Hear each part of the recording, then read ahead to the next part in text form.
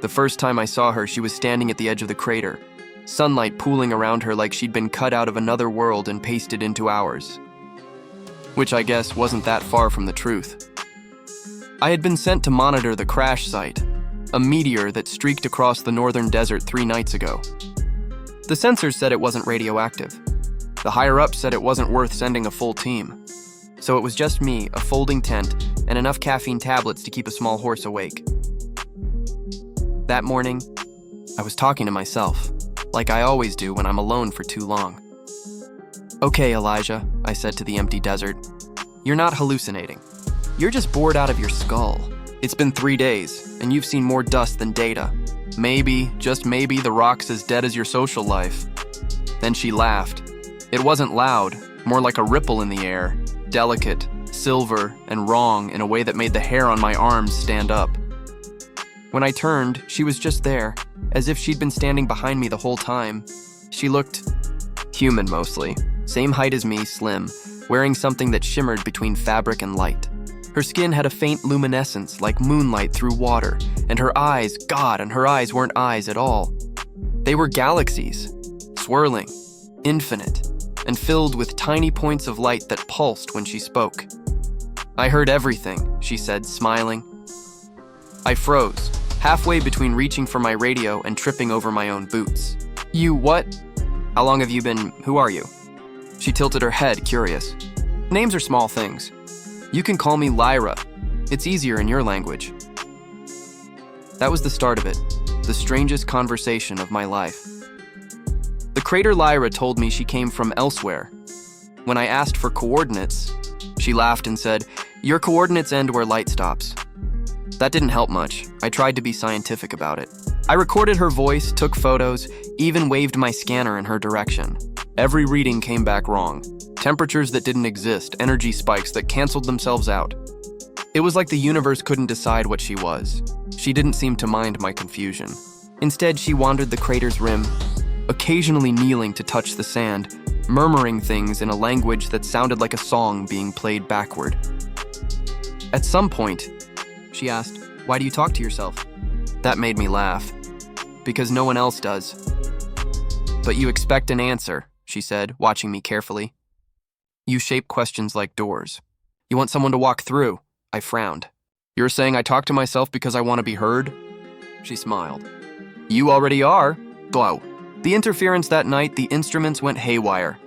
The radio crackled with static. My datapad froze, and the temperature around the crater dropped 10 degrees in under a minute. I wrapped myself in a thermal blanket and muttered, "Well, that's new."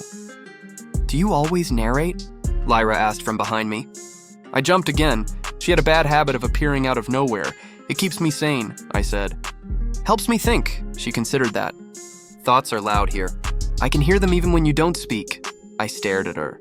"You can read minds?" "Not read," she said. "More like, feel the shape of what you mean." I didn't know how to respond. I wanted to ask if she could prove it, but before I could, she said softly, "You're afraid. Not of me, but of being wrong." That hit harder than it should have. The message on the 4th day, I found the object at the crater's center, a shard of something black and glassy, humming faintly under my touch. When I showed it to Lyra, she looked sad. "That's home," she said. I blinked. "Home? You mean this rock?" She nodded. "It's a piece of my vessel. It broke when I crossed over." "Crossed over from where?" She hesitated. "There are places you cannot chart, spaces between your stars, where thought and matter are the same. We travel through those places. Sometimes we fall." Her gaze drifted to the horizon. "When I fell, I thought I was alone." I swallowed hard. "You're not." She looked at me then, those endless eyes reflecting the campfire's light. "Neither are you." Cheers. The experiment by the 6th day, my transmissions to HQ started bouncing back. No signal, no connection. The entire desert had become a dead zone. I thought it was the shard. Maybe it was emitting some kind of interference, but Lyra said it was me. "You're phasing," she explained. "Being near me changes how you exist. You're starting to slip. Slip where?" I demanded. She smiled faintly. "You'll see." I didn't. Not then, anyway. But I started to notice small things. sounds that echoed twice, shadows that didn't line up, stars that blinked in patterns I didn't recognize. And when I spoke to myself, I sometimes heard another voice finish my sentences. My voice, but not mine. When I told Lyra, she didn't seem surprised. "It's your mind trying to listen," she said. "The boundary between thought and sound is thinner than you believe." The memory field on. The 7th night, Lyra asked me to stand inside the crater. The air shimmered like heat waves, though it was freezing cold. "Close your eyes," she said. "And don't talk." That was harder than it sounded. At first, I heard nothing but wind. Then faintly, whispers. My whispers. Every time I'd ever talked to myself, every word I'd muttered alone in the dark echoed back at me from the sand. Lyra's voice drifted through them.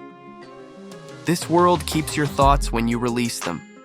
You've been speaking to yourself, but the world has been listening." I opened my eyes and then saw shapes in the air. Translucent figures, flickering like ghosts, each one mouthing the words I'd once said in solitude.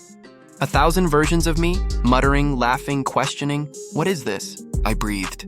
"Resonance," Lyra said. "You're made of vibration. So am I. When you think, you change the air. When you speak, you sculpt it." I stepped forward. One of my echoes turned its head and smiled. My smile, but older, gentler. Then it dissolved into light. "I don't understand," I said. "You will," she replied. The fracture by the 8th day, time stopped making sense. I'd sleep for what felt like hours and wake to find the sun unmoved. The crater hummed constantly now, a low frequency that vibrated in my bones. Lyra seemed weaker. Her light flickered, and sometimes her form blurred, like a reflection in water. "What's happening to you?" I asked. "The connection is fading," she said.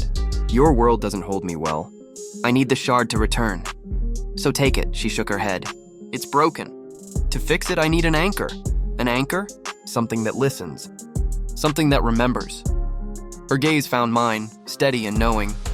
"You," I took a step back. "Me?" "No, I can't. You already are," she said softly. "Every time you speak, you open the path. Every word you've ever said to yourself is a bridge between our worlds." I didn't know what to say. For once, I was silent. The choice. That night, she stood at the center of the crater again, light spilling from her hands like water. The shard pulsed in front of her, floating midair. "This will end soon," she said. "Either I return or I dissolve." I felt my throat tighten. "What happens to me?" "That depends. You can stay as you are and forget. Or you can remember and come with me." I shook my head. "You're asking me to leave my world?" "I'm asking you to follow your own voice," she said. "The one you've been talking to all your life." The wind picked up, howling through the crater. The shard split open, revealing a core of pure white light. I could feel it pulling, and not my body, but my thoughts, my memories, everything that made me me. I wanted to run. I wanted to scream. Instead, I whispered, "What if I regret it?" Lyra smiled. "Then you'll talk to yourself, and I'll hear you." The crossing. I don't remember stepping forward, but suddenly, I was inside the light. There was no up, no down, just sound, the hum of every word I'd ever said, woven into something vast and beautiful. I saw moments of my life replaying around me, each thought a thread connecting to another. Lyra's voice guided me through it. "You see now, thought and matter. They're the same song sung at different tempos." I reached out and my hand dissolved into light. I should have been terrified, but instead I felt peace, for the first time in years, maybe ever. "Will I still be me?" I asked. "You'll be more," she whispered. "You'll be heard." The return when I woke, I was lying on the sand at dawn. The crater was silent. The shard was gone. Lyra was gone. My instruments were working again. HQ finally got through asking for a status report. I told them the truth. A meteor, minor electromagnetic interference, no signs of radiation or life. They sent a team 2 days later. By then, the crater had already started to fill with wind-blown dust. The readings were normal. The photos I'd taken of Lyra were all blank, just static where she should have been. But sometimes, when the desert is quiet, I hear her voice again, faint, like an echo carried on the wind. And sometimes, when I talk to myself, I hear someone answer. 10. The signal. It's been 6 months since the incident. I've been reassigned to a listening post near the edge of the Arctic Circle. Nothing but snow, static, and silence. At least that's what it should be. Last night, the receivers picked up a signal. A rhythmic pulse buried in the background noise, soft, steady, repeating in a pattern I recognized instantly. It was my voice. I isolated the signal and played it back. A whisper emerged from the static, faint but clear. "Elijah, I heard everything." I stared at the console for a long time. Then, without thinking, I whispered back, "Lyra? Is that you?" For a moment, there was only silence. Then faintly on laughter. That same silver ripple I'd heard in the desert, and just before the line went dead, I heard her say, "You're still talking."